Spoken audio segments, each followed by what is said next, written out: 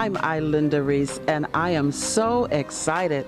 I am sitting here with publisher, author, speaker, and I am just looking at his brand new book, and I want to introduce you, the audience, to Ralph Tucker. Welcome to our city. Thank you, Ilinda. It's good to be back at home in Cleveland, and good to be sitting next to you talking about my book. Well, that's great that you're excited about being in Cleveland. I am. It's always good to come home. Yes, and you are the new author of, well, this is your first book, Yes. and this is Humpty Dumpty. Humpty Dumpty back on the wall. Humpty Dumpty back Yes. on the wall. Yes. And what has led to your writing this book? Well, the subtitle for my book is One Man's Journey with Manic Depression and God's Amazing Grace. And what caused me to write the book was my experience with manic depression, having a psychotic breakdown in 1984, November of 1984, and a recurrence in 1985, November. And again, just a mild one in 1986 in February. And that's when I was diagnosed as having manic depressive disorder.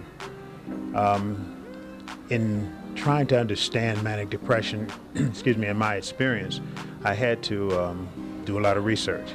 And so I read where manic depression was caused by a chemical imbalance in the brain, or it was believed that it was caused by a chemical imbalance in the brain, and that it also had roots in the psychological history of the patient.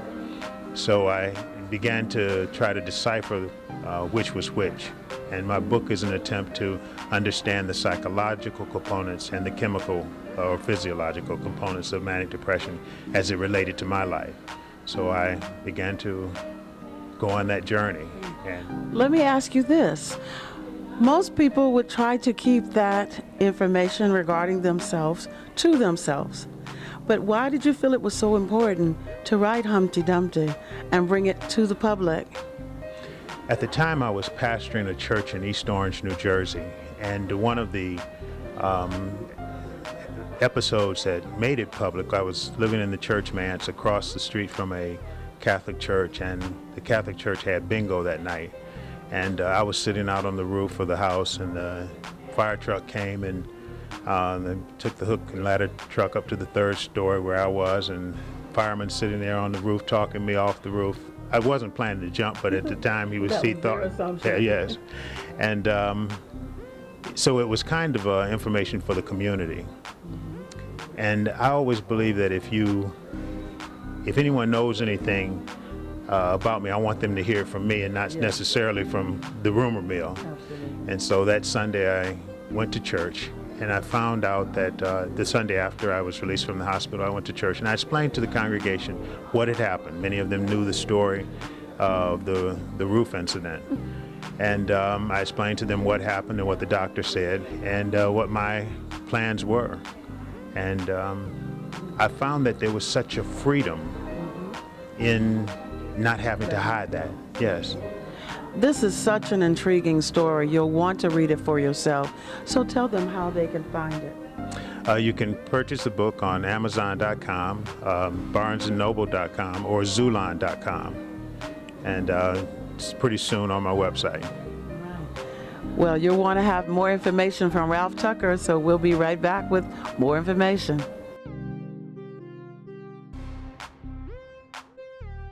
Sitting here at Barnes & Noble, Case Western Reserve University bookstore, and I am talking with Ralph Tucker, author, speaker extraordinaire.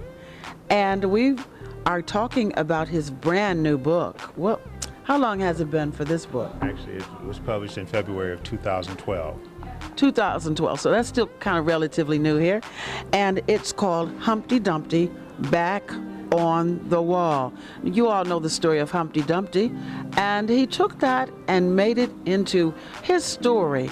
I wanted him to share more of his story because, Ralph, you talked about in your book the pain that you experienced and and the results of it. But there was one particular aspect in the book that I'd like to bring out, because your father in the book is the abuser in your childhood. However, you somehow, as a child, saw him as the hero also. How did that come to be? Yes. My father was a very stern man in terms of old school thinking that you spare the rod, you spoil the child. But he did go overboard. It became an abusive situation when he did whip me. But he was also a very wise man. He was also a very caring man. And one of the things I remember about my father was that if he told you anything, if he promised you something, his word was his bond. He would give it. He would do it. Whether it was good, whether it was painful, you could count on him. So there was a sense of security in that regard. But the imbalance, what kept me off balance, or should I say, was his temper. And so I had to learn how to get around that. But as I grew older, I just began to see his wisdom. When I had the breakdown, I started to get in touch with the pain of my childhood. And they say that depression is historically defined as anger turned inward. So I had to go inside and get in touch with the anger there. And there was a period in which dealing with that anger, I had some situations in my life that changed, divorce, and my father became very critical of that. And there was a point at which I just stopped talking to him for about a year. And and this is in the book, I didn't talk to him for a year, and I got a call I talked to a friend, I got a call from a friend. Matter of fact, the friend is standing behind the camera. And he told me, he said, "Ralph, your father's a stubborn man, but he's a wise man. And you know he's not gonna call you." He said, "What would it hurt you to call him?" And at that point, I broke down, I called my father, and we healed some wounds, and we had conversation, and we were able to get over some of the history that was there. And so before my father died, we were able to do a lot of healing, and I was able to bring in the good, sift out the bad, make sure that I didn't bring that into my experience in raising my son. So that it's a kind of, initially the book was entitled Seeking Balance in a World of Extremes. And when I went to the publisher and had someone look at the book briefly, she said, "I think you should put in the book something about Humpty Dumpty, that piece that you have in the book." And so that's why the book was entitled that. So would you say that you came to a point where you forgave your father? Absolutely. Absolutely. I don't think that we can ever have true healing until we go to the deepest place of our wounding and forgive those who have wounded us that deeply. Even if we have self-inflicted wounds, we have to forgive ourselves, and we have to forgive those who have hurt us. And you have taken that, because they say that hurt people hurt people. Absolutely. But you have taken that because you were able to heal from it and move forward to now working with youth? Yes, I work with, I'm a teacher in the school system in Durham, North Carolina, and I work in an alternative school where they send boys and girls who have been suspended from their home schools. At risk. Yes, at-risk kids, and many of them are gang involved, and some behavioral, some emotional and behavioral. And I try to help them understand the wounds that are in them, and I try to give them maybe tools to heal those wounds. At the same time, empowering them, helping them to see that they have power, and that their power they don't have to give away, and that no one can take it away from them. And so I really get enjoyment out of working with them. Sometimes I'll see a kid coming down the hall, and I know he's going to hurt somebody, just filled with anger, and I'll stop, hold on, come here, shake my hand. And I'll have him shake my hand, and I'll say, "Look in the eyes." I said, "Now someone has pushed your buttons, and you know what that says to me? That they have control over your buttons, you don't. Now why would you let somebody control you like that?" "Nobody controls me." I said, No. Somebody has pushed your buttons. I said, "Now look me in the eyes." He said, Mr. Tucker. I said, when I feel the tension break, I said, "Now that's what I'm talking about." Man, don't let anybody control your buttons like that. Now you can go this way instead of going that way, and then everything will be all right. Can't you just feel that passion? I mean, you were just pulled into that because you could see how he could intervene and cause that child to feel empowered. And your eyes just light up when you talk about it. So we know it's a passion for you. What is the name of the new book that's going to be coming out? Thugs in the Kingdom of Heaven. Uh-oh.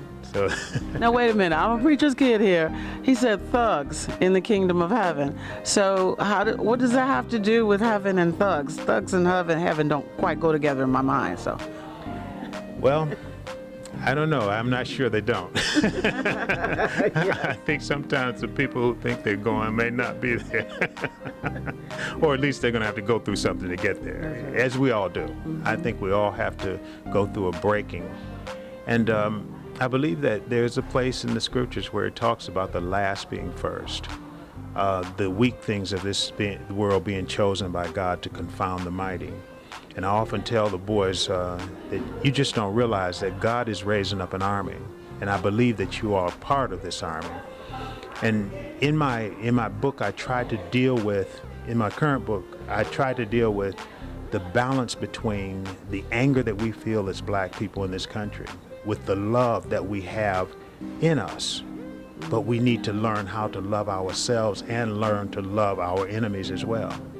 And we don't love our enemies the way we love ourselves, but we need to understand the power of that love.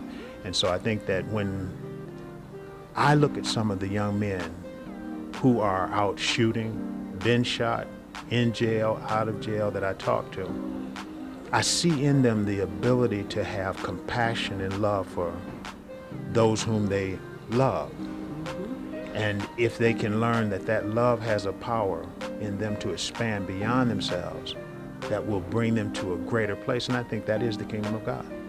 now you are available for speaking engagements as well as individuals and companies and organizations can purchase your book. Yes. So tell us how we can do that. On my website, www.authorralphtucker.com, or if you can't find it that way, you can just put in ralpheugenetucker.com and it'll come up. But on my website, there are links to Amazon.com, ZulonPress.com, which is the publisher, and BarnesandNoble.com. Because you're empowering young people to do something, an alternative to what they're used to, then we appreciate you, and we are so very glad that you came into who you are and that you're moving more and more towards your destiny. We appreciate you for that. Thank you, and thank you so much for taking the time out to talk to me about my book. And I just believe that I'm just excited about the time in which we live. I tell my students sometimes, you don't realize it, but you are living in the most exciting time in history.